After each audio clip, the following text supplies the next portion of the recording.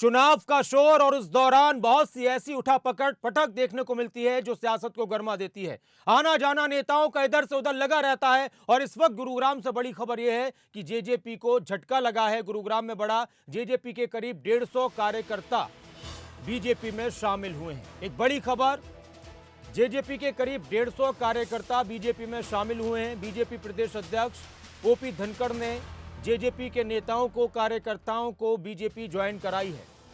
बादशाहपुर विधानसभा के हैं लगभग सभी कार्यकर्ता और ओपी धनखड़ की मौजूदगी में इन्होंने सभी ने बीजेपी का पटका पहनाकर उनको बीजेपी में शामिल कराया गया है। बताया जा रहा है कि सभी जो जेजेपी के कार्यकर्ता हैं और नेता हैं, ये लगभग सभी लोग बादशाहपुर विधानसभा के हैं। तो एक बड़ा झटका माना जा रहा है जेजेपी के लिए। गुरुग्राम में करीब 150 कार्यकर्ताओं का, अगर किसी पार्टी के 150 कार्यकर्ता एक साथ किसी पार्टी में शामिल हो जाए तो जाहिर सी बात है कि इसको झटका ही माना जाता है। ज्यादा जानकारी के लिए हमारे पॉलिटिकल एडिटर अनिल मोर मेरे साथ जुड़ चुके हैं। अनिल, चुनाव से पहले इस तरह की चीजें होती रहती हैं, कोई किसी पार्टी को ज्वाइन करता है, कोई किसी पार्टी को ज्वाइन करता है, लेकिन बीजेपी और जेजेपी गठबंधन में हरियाणा में दोनों पार्टियों में एनडीए को लेकर भी बातें कि एनडीए में शामिल हैं और आने वाले वक्त में भी चुनाव लड़ने की भी बात सामने आ रही है कि मिलकर भी चुनाव लड़ सकते हैं। ऐसे वक्त में जेजेपी के कार्यकर्ताओं का इतनी बड़ी तादाद में बीजेपी में शामिल होना क्या दर्शाता है? देखिए, भले ही हरियाणा में बीजेपी जेजेपी की दोनों की मिलकर सरकार चल रही है, लेकिन राजनीतिक तौर पर पिछले काफी दिनों से दोनों ही दलों की तरफ से एक दूसरे के नेता अपनी पार्टी में शामिल करवाए जा रहे हैं और इसी कड़ी में आज बीजेपी की तरफ से गुरुग्राम जिले में जेजेपी को झटका दिया गया है। हरियाणा बीजेपी अध्यक्ष ओम प्रकाश धनखड़ की अगुवाई में काफी कार्यकर्ता जेजेपी के बीजेपी में शामिल हुए। जो ज्यादातर कार्यकर्ता जो बीजेपी में शामिल हुए वो बादशाहपुर विधानसभा क्षेत्र से जुड़े हुए हैं। अगर बात करें इन कार्यकर्ताओं की, साहब सिंह सोलंकी जो पूर्व के साथ वरिष्ठ उपाध्यक्ष प्रोफेसर वीरेंद्र चौहान भी जुड़ चुके हैं। नमस्कार प्रोफेसर वीरेंद्र चौहान जी, आप बने रहिए। अनिल, अपनी बात पूरी कीजिए आप। हाँ, देखिए नासिर, जो कार्यकर्ता आज बीजेपी में शामिल हुए जेजेपी के, उनमें ज्यादातर गुरुग्राम जिले के हैं। गुरुग्राम जिले के पूर्व वरिष्ठ उपाध्यक्ष साहब सिंह सोलंकी आज बीजेपी में शामिल हो गए। पूर्व हल्का अध्यक्ष बादशाहपुर के गुरप्रीत सिंह वो भी आज बीजेपी में चले गए। इसके अलावा कई और पार्टी के जो पदाधिकारी कार्यकर्ता थे जो आज बीजेपी में शामिल हुए हैं। हरियाणा बीजेपी अध्यक्ष ओम प्रकाश धनखड़ की अगुवाई में इन कार्यकर्ताओं ने कहीं ना कहीं जेजेपी छोड़ी और बीजेपी में शामिल हुए। और ओम प्रकाश धनखड़ जो हरियाणा बीजेपी अध्यक्ष है, उनकी तरफ से कहा गया है कि जो कार्यकर्ता आज बीजेपी में शामिल हुए सभी कार्यकर्ताओं को कहीं ना कहीं पार्टी में उचित मान सम्मान दिया जाएगा। जी अनिल, शुक्रिया आपका। पार्टी में मान सम्मान दिया जाएगा। और हमारे साथ डॉक्टर वीरेंद्र चौहान जी, बीजेपी के प्रवक्ता भी जुड़े हुए हैं। चौहान साहब नमस्कार। जी नमस्ते।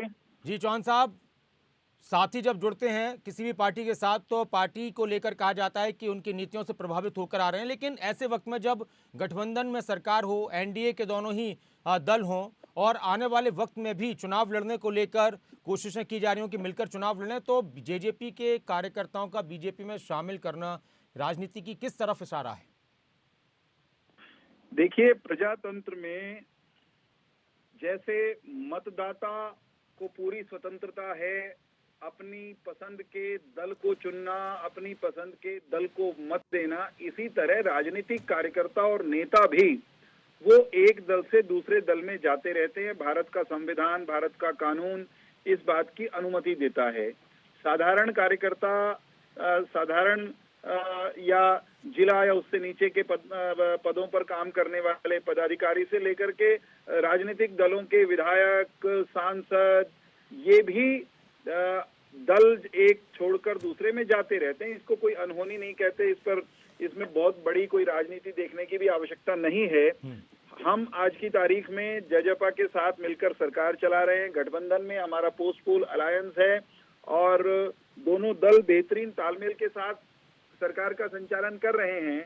परंतु उसके बावजूद कोई ऐसे कार्यकर्ता जननायक जनता पार्टी के हो सकते हैं जिनको ये लगता हो कि वो सीधे तौर पर भारतीय जनता पार्टी में शामिल होकर अगर राजनीतिक काम करेंगे तो और बेहतर रहेगा।